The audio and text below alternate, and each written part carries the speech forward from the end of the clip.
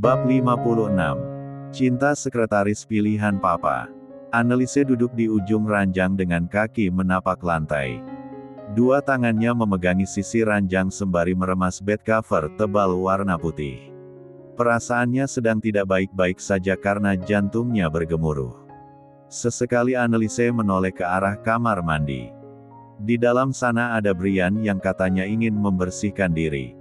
Suara gemercik air terdengar samar-samar dari dalam sana, membuat Anneliese semakin gelisah. 1 jam yang lalu saat membawakan kue ke ruang kerja Brian, akhirnya ada titik terang untuk meluruskan kesalahan pahaman, yang sempat menegang di antara mereka. Pada dasarnya hanya kurang komunikasi, dan ego yang sama-sama tinggi. Kenyataannya sekarang bisa diselesaikan karena sudah dibicarakan baik-baik. Sebenarnya waktu itu Anneliese bukan ingin menolak memberikan haknya, dia memiliki pikiran menunda anak, karena merasa jika Brian tidak ingin memiliki anak darinya. Anneliese punya asumsi sendiri karena Brian tidak pernah membahas hal itu. Jadi dia memiliki pemikiran yang keliru dan berujung membuat Brian ikut salah paham. Keadaan semakin parah ketika mereka berdua sama-sama diam, dan mempertahankan ego masing-masing. Ceklek. Anneliese terkesiap mendengar suara pintu kamar mandi dibuka. Dia buru-buru memalingkan wajah ke arah lain karena tidak berani bertatapan langsung dengan Brian. Sementara itu, Brian tampak segar setelah mencuci muka. Dia juga mengganti celana panjangnya dengan celana pendek yang lebih ringan. Mau ke kamar mandi tidak? Brian berdiri di dekat Anneliese, menatap wajah cantik istrinya dari samping. Iya, tunggu sebentar. Anneliese bergegas dari ranjang, dia berjalan cepat ke kamar mandi dan membuat Brian menatapnya dengan dahi berkerut. Anneliese terlihat sangat gugup. Jelas Brian sudah tahu penyebabnya. Kini setelah Anneliese menghilang dari ruangan, Brian malah mengulum senyum tipis. Dan akhirnya perjalanan menuju puncak Gunung Himalaya terlaksana dengan lancar. Sinar mentari mulai menyusup ke dalam kamar dari sela-sela tirai dan ventilasi kamar. Dua sejoli yang semalam dimabuk asmara dan G4 Irah, masih tertidur pulas di balik bed cover tebal. Sementara itu, berbagai aktivitas di rumah ini sudah berjalan sejak 1 jam yang lalu. Makanan untuk sarapan sudah tertata rapi di atas meja makan. Saka sibuk mengangkat beban di ruang olahraga untuk menjaga kesehatannya. Walaupun sudah berumur, dia masih rajin berolahraga. Jihan juga tak mau ketinggalan, meski tidak melakukan angkat beban seperti Saka. Jihan memilih olahraga berenang bersama Jasmine, Jenny dan Jessie. Keempat perempuan itu tampak menikmati kebersamaan mereka. Suara gelak tawa mereka cukup menggema, dan sampai ke kamar lantai 2 milik Brian. Anneliese perlahan mengerjapkan mata, tidur nyenyaknya sedikit terganggu dengan suara bising di bawah sana. Jam berapa sekarang? Anneliese tampak kaget lantaran di luar cukup cerah.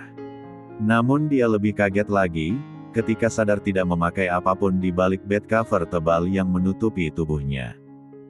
Dua bola matanya membulat sempurna, lalu beralih pada Brian yang masih tertidur pulas. Wajah Anneliese menghangat, pipinya mulai merona karena ingat kejadian semalam. Wajah dan dada bidang Brian membuat Anneliese malu sendiri melihatnya. Anneliese menggeleng cepat. Apa yang kamu pikirkan, Anneliese? Jangan mosum. Anneliese membatin sendiri. Dia berusaha menyangkal bayang-bayangan panas, yang bermunculan di kepalanya, tapi sangat sulit dan semuanya masih sangat jelas. Sebaiknya aku langsung mandi. Anneliese bangun dan meraih pakaian dalamnya untuk dipakai. Dia bergerak pelan agar tidak membangunkan Brian. Dengan langkah sangat pelan karena menahan perih dan sakit, Anneliese berhasil pergi ke kamar mandi. Dia merasa sangat lega karena Brian tidak bangun. Tapi kenyataannya Brian sudah bangun sejak tadi. Dia pura-pura tidur karena khawatir Anneliese tidak nyaman. Anneliese terkejut ketika membuka pintu kamar mandi. Brian berdiri di depan pintu dalam keadaan bertelan dada. Kamu baik-baik saja. Ditodong pertanyaan seperti itu, wajah Anneliese langsung merona. Lagi-lagi teringat kegiatan semalam. Masih sedikit nyeri. Anneliese menjawab tanpa menatap mata Brian. Butuh obat. Nanti biar aku tanyakan sama Momi. Anneliese menggeleng keras dan menggoyangkan tangannya. Tidak, tidak, aku baik-baik saja, tidak perlu obat. Ujarnya cepat. Mau taruh di mana mukanya? Meminta obat pereda nyeri hanya akan membuat orang-orang tahu apa yang dia lakukan bersama Brian tadi malam. Kamu bilang sakitnya hanya sebentar kan? Nanti juga sembuh sendiri. Ucapnya dengan senyum kikuk dan langsung bergeser agar Brian bisa masuk ke kamar mandi. Aku pakai baju dulu. Semua orang pasti sudah menunggu di meja makan. Anneliese bergegas pergi ke walk-in closet. Brian berbalik badan, dia memperhatikan cara jalan Anneliese yang sedikit aneh. Benar-benar sangat aneh, seperti ada yang mengganjal. Kerja bagus, gumamnya seraya melirik ke bagian udong dengan senyum bangga. Anneliese fokus menyantap sarapannya tanpa berani mengangkat wajah. Dia merasa sedang diawasi oleh semua orang di meja makan. Tatapan orang-orang terlihat beda. Apalagi Jenny sempat membahas cara bicara Anneliese yang terlihat kesakitan. Remaja itu dengan polosnya menanyakan keadaan Anneliese di depan semua orang, membuat para suhu yang sudah berpengalaman, langsung menatapnya dengan menelisik. Tentu saja mereka sedang berpikir keras. Sebab Brian dan Anneliese sudah 1 bulan menikah, tapi baru kali ini melihat Anneliese berjalan aneh seperti itu. Semua anggota keluarga satu persatu meninggalkan ruang makan.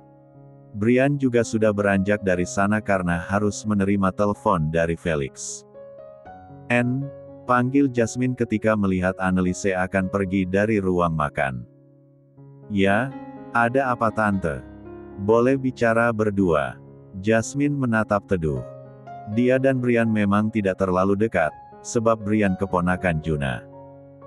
Namun Jasmine merasa memiliki ikatan dengan Anneliese karena kisah cinta Anneliese dan Brian hampir serupa dengan kisah hidupnya.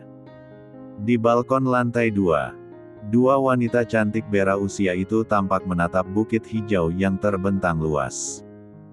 Dulu pernikahan tante dan papanya anak-anak tidak berjalan mulus. Meski sempat lama berpacaran, tapi rumah tangga kami tidak baik-baik saja di awal. Entah berapa banyak kesalahan pahaman yang terjadi. Berapa kali berdebat dan bertengkar. Sampai tante berpikir untuk mengakhiri pernikahan. Anneliese langsung menatap Jasmine dengan tatapan tidak percaya. Dia melihat rumah tangga Jasmine dengan Juna baik-baik saja, harmonis, saling mencintai satu sama lain. Terlebih saat kami diuji tak kunjung memiliki anak. Jenny dan Jeffrey hadir di pernikahan keempat kami. Tante menangis hampir setiap hari karena menginginkan anak. Ujian dalam rumah tangga benar-benar tidak mudah, tapi sebesar apapun ujian itu, jangan sampai ada kata menyerah karena hanya akan membuat kita menyesal. Selama masih bisa dibicarakan, bertahan adalah cara terbaik. Jasmine meraih tangan Anneliese. Tante tahu perkenalkan kalian sangat singkat, kalian butuh waktu untuk saling mengenal satu sama lain. Tante harap, kamu dan Brian selalu bahagia. Kalian pasangan yang serasi. Kepribadian kamu akan meluluhkan kerasnya sifat Brian. Anneliese menahan tangis, matanya sudah berkaca-kaca. Kesalahpahamannya dengan Brian, tidak ada apa-apanya dengan ujian rumah tangga yang dijalani oleh Jasmine. Anneliese mengerti bahwa menjalani rumah tangga tidak sesederhana yang dia bayangkan. Bab 57. Istilah akan ada pelangi setelah badai, sangat tepat untuk menggambarkan keadaan rumah tangga Brian dan Anneliese saat ini. Setelah sempat perang dingin hampir 1 bulan lamanya, kini hubungan mereka semakin hangat. Meski gengsi Brian masih mendominasi, namun selalu ada perhatian-perhatian kecil yang diberikan Brian. Hal yang tidak pernah dilakukan oleh Brian sebelumnya. Jelas membuat Anneliese tersentuh dan merasa dianggap keberadaannya sebagai istri. 1 bulan yang menguras emosi, pikiran dan waktu, kini mereka menjadi lebih terbuka satu sama lain, untuk menghindari hal itu terulang lagi. Segala sesuatu sekecil apapun, sebisa mungkin dibicarakan lebih dulu. Sebab mereka sadar bahwa kunci kebahagiaan dan keharmonisan dalam rumah tangga adalah komunikasi dan saling terbuka. Di meja kerjanya, Brian sedang memperhatikan Anneliese yang kedapatan memandangi ponsel di tangannya. Ponsel itu sudah beberapa kali berdering dan hanya didiamkan saja oleh Anneliese, tapi raut wajahnya tampak gelisah. Brian menjadi tidak konsentrasi menyelesaikan pekerjaannya karena hal itu. Pria dengan setelan jas itu akhirnya beranjak dari kursi kerjanya ketika mendengar ponsel Anneliese kembali berdering. Kaki panjangnya membawa Brian cepat sampai di depan meja kerja Anneliese dan langsung mengambil ponsel dari tangan istri sekaligus sekretaris itu. Anneliese mendongak dengan ekspresi terkejut. Ponsel miliknya seketika sudah berpindah ke tangan Brian. "Kenapa dia masih bisa menelponmu? Bukannya aku sudah menyuruhmu memblokir nomornya?" Brian sempat membaca nama kontak yang tertera di layar ponsel, lalu menatap Anneliese dengan menelisik. "Itu nomor baru, aku baru menyimpannya tadi siang." Brian menolak panggilan itu setelah mendengar jawaban Anneliese. "Tidak usah berhubungan dengan mereka lagi," tegasnya sembari meletakkan ponsel Anneliese di meja. "Sampai sekarang Mona belum mendapat pekerjaan. Dia minta dicarikan pekerjaan di sini." Anneliese menghela nafas berat. Ponselnya kembali berdering dan langsung dimatikan oleh Anneliese. "Biar dia usaha sendiri. Orang tuanya sudah membuat kekacauan dan melakukan banyak kejahatan pada keluargamu. Masih bagus dia bisa kembali ke sini dan hidup tenang." Brian selalu terang-terangan, menunjukkan ketidaksukaannya pada keluarga Anneliese. Mona meskipun tidak terlibat dalam kejahatan yang lakukan kedua orang tuanya, Brian menekankan pada Anneliese agar memutus hubungan keluarga di antara mereka. Sejak awal, Anneliese pun berpikir seperti itu. Namun dia menjadi kasihan ketika melihat keadaan Mona sekarang. "Aku tahu, tapi semua ini pasti tidak mudah untuk Mona. Dia harus bertahan sendiri setelah kembali ke Indonesia. Bukankah di kantor cabang sedang membutuhkan karyawan?" "Bagaimana? Tidak," potong Brian tegas. "Kamu harus bersikap tegas. Jika sejak awal sudah menyuruhnya mencari pekerjaan sendiri, kamu tidak bisa tiba-tiba berubah pikiran hanya karena kasihan. Mona bisa memaafkan kamu di kemudian hari dengan cara yang sama." Anneliese terdiam dan memikirkan baik-baik perkataan Brian. Semua yang Brian katakan memang benar. Mona bisa memaafkan kelemahan Anneliese yang mudah tersentuh, dan berujung membantu jika terus dibujuk. Di masa depan seandainya Mona mengalami kesulitan lagi, pasti akan menggunakan cara yang sama untuk meminta bantuan pada Anneliese. "Aku akan mengirim pesan pada Mona agar tidak menghubungi lagi." Anneliese meraih ponselnya dan mengetik beberapa kalimat dengan perkataan yang tegas. Dia jauh-jauh menyingkirkan perasaan iba agar tega meminta Mona untuk tidak menghubungi dia lagi apapun yang terjadi. Bahkan Anneliese menegaskan jika antara mereka sudah tidak ada lagi hubungan keluarga. Brian menatap arloji di tangannya yang menunjukkan pukul 3:30 sore. "Mau ke pantai?" tawarnya. Anneliese menatap dengan dahi berkerut. "Sekarang." Brian mengangguk cepat. "Ayo bersiap," ujarnya seraya meninggalkan meja kerja Anneliese karena harus membereskan meja kerjanya sendiri. Anneliese tidak perlu diberi instruksi lagi, dia segera membereskan meja kerjanya, seperti yang sedang dilakukan Brian saat ini. "Pemandangannya cantik sekali," gumam Anneliese. Wanita cantik itu duduk di tepi pantai, menikmati deburan ombak yang terdengar menangkan. Angin yang berhembus teratur dan matahari yang mulai terbenam. Pemandangan indah itu cukup memanjakan mata dan menangkan hati Anneliese yang sebenarnya belum begitu bisa menerima kenyataan. Takdir hidupnya terlalu menyakitkan di masa lalu. Hidupnya menjadi sengsara karena keserakahan bibinya sendiri. "Kamu lebih cantik," lirih Brian. Kamu bilang apa tadi?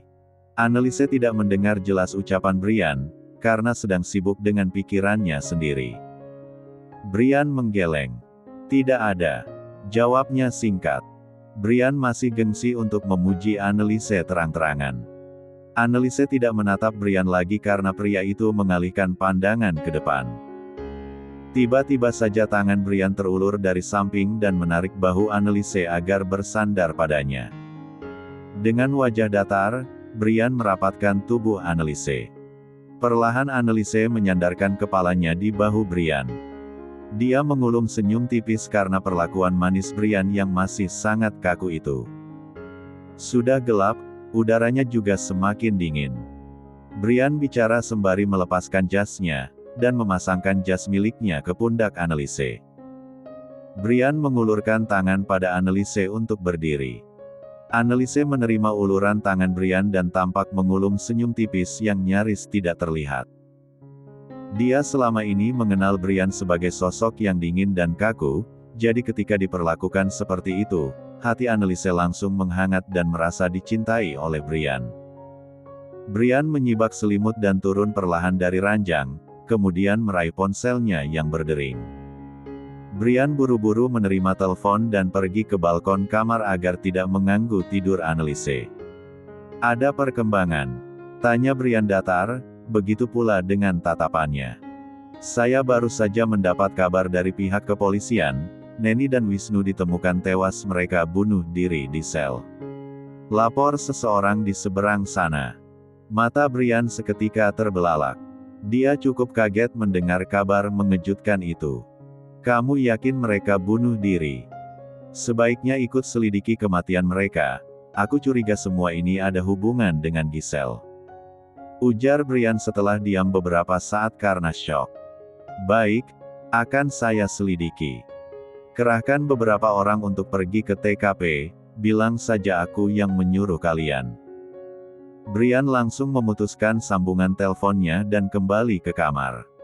Jam masih menunjukkan pukul 2 pagi, Anneliese juga masih tertidur pulas. Brian sebenarnya ingin memberitahu kabar kematian Neni dan Wisnu pada Anneliese, tapi tidak tega membangunkannya.